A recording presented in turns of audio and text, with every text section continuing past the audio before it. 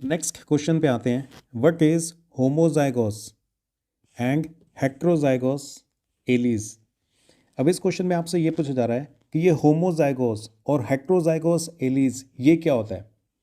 देखो, आपको ये तो पता है ना कि जो बच्चा होता है, जो ऑफस्प्रिंग होता है, उसके अंदर आधा जेनेटिक मटेरियल मदर से आता है और बाकी का जो आधा जेनेटिक मटेरियल है वो फादर से आता होता है। मतलब कोई भी जो जीन है ना, हर एक जीन के दो वर्जन्स होते हैं। एक वर्जन मदर से आया होता है और जो दूसरा वर्जन है वो सेकंड पेरेंट मतलब वो फादर से आया होता है। अब if an individual inherits the same version of the gene from each parent then it is called homozygous.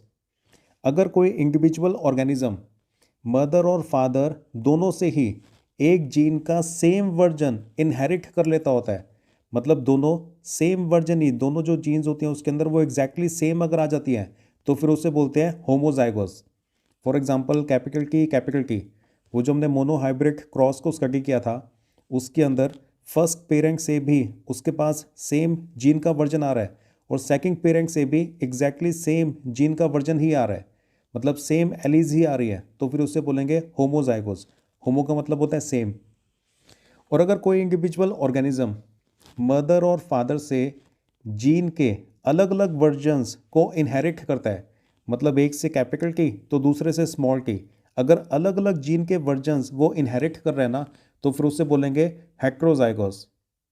अगर सेम वर्जन, जीन के सेम वर्जन वो इनहेरिट कर रहा है तो फिर उसे बोलेंगे होमोजाइगोस। क्लियर हुआ?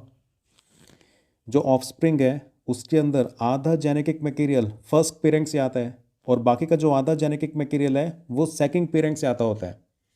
हर एक जीन की दो कॉपीज होती हैं उसके अंदर, मतलब हर एक जीन के दो वर्जन्स होते हैं, एक मदर से आया होता है, दूसरा फादर से आया होता है।